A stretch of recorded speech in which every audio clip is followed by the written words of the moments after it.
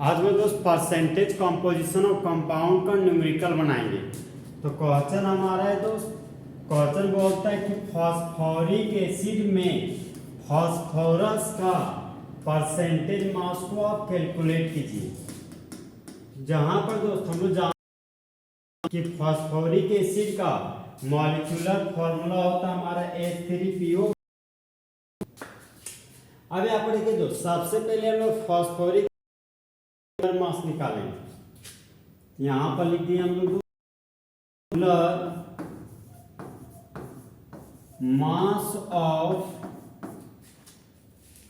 Phosphoric acid बराबर,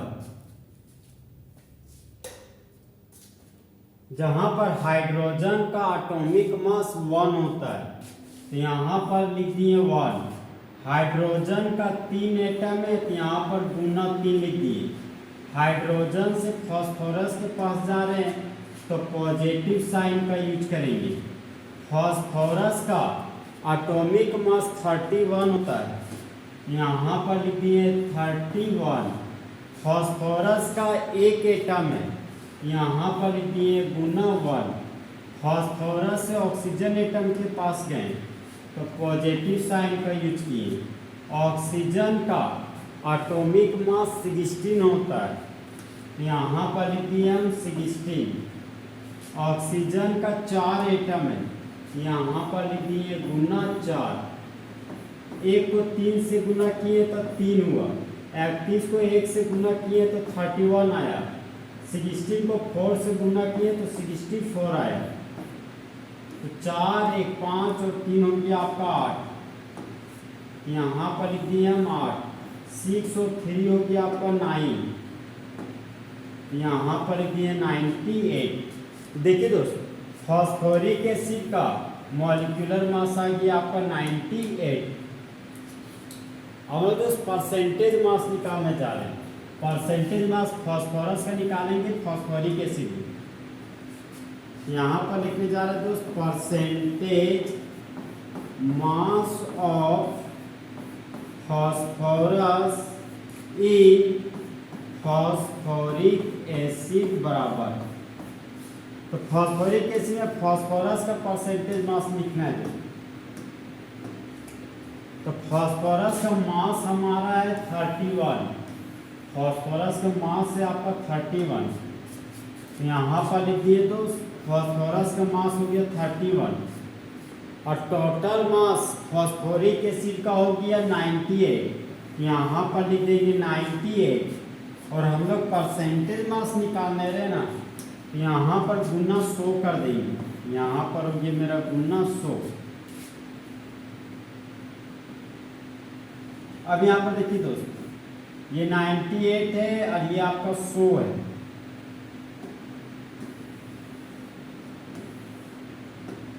इकतीस को 100 से गुना करेंगे दोस्तों, 3100 आ जाएगा और उसको 98 से हमको डिवाइड करना है।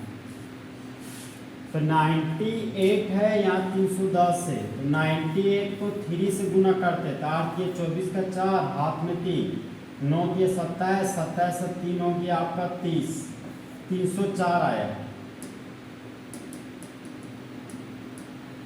98 को 3 से गुना किए तो आ रहा है 8 के 24 का 4, हाथ में 3, 9 के 27 और 3 आ गया 30, 304।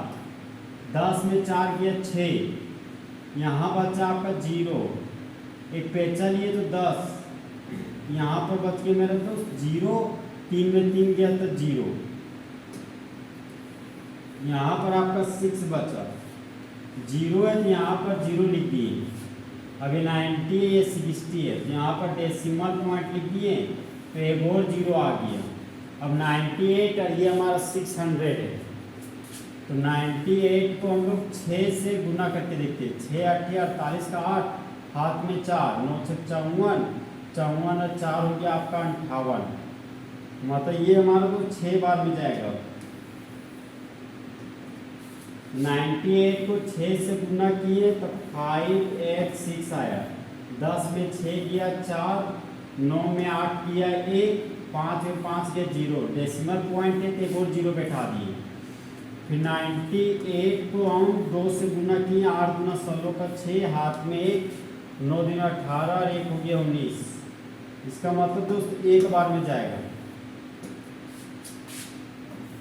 यहाँ पर 98 को 3100 से डिवाइड करेंगे तो 3.61 आएगा हमारा।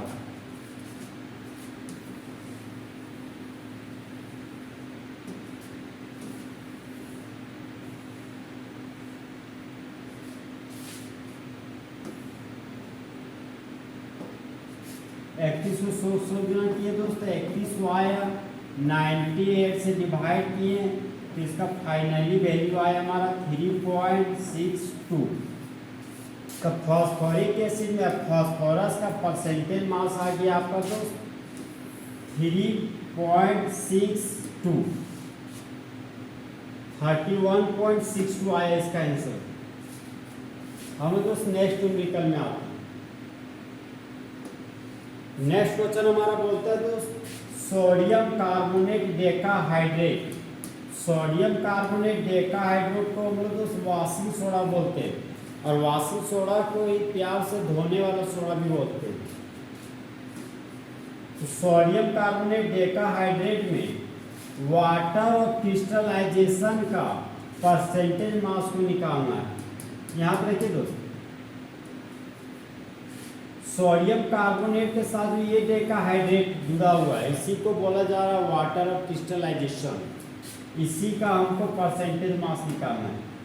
तो सबसे पहले हम लोग सोडियम कार्बोनेट डेकाहाइड्रेट का मॉलिक्यूलर मास निकालते हैं।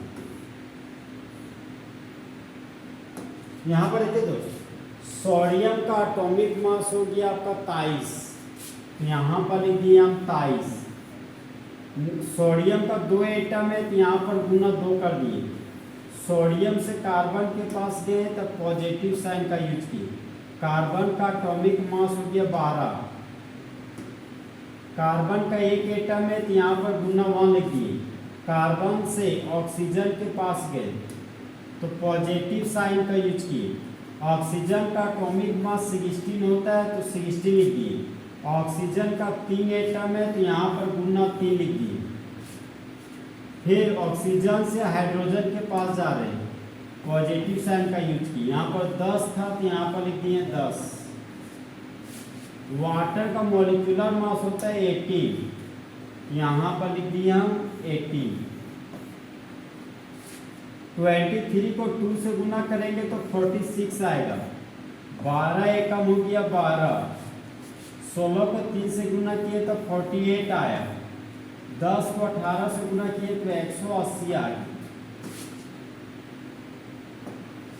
46, 12, 48, 180 को जोड़ेंगे तो 286 आएगा, 286।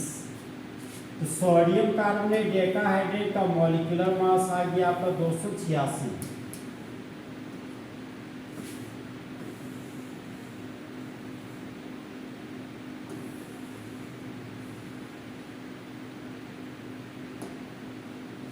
अब हमको दोस्त वाटर ऑफ क्रिस्टलाइजेशन का परसेंटेज मास निकालना है।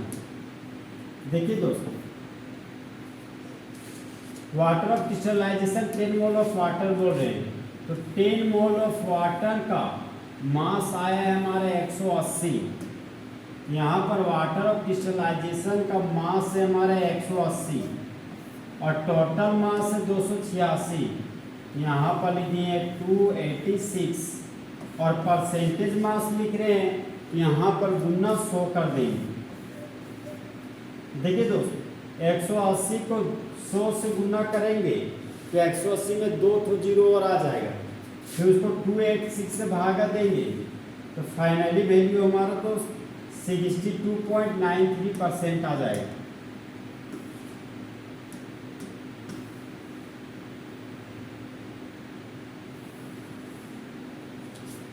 इस तरह हमारे दोस्त परसेंटेज कंपोजिशन ऑफ कंपाउंड का न्यूमेरिकल फुल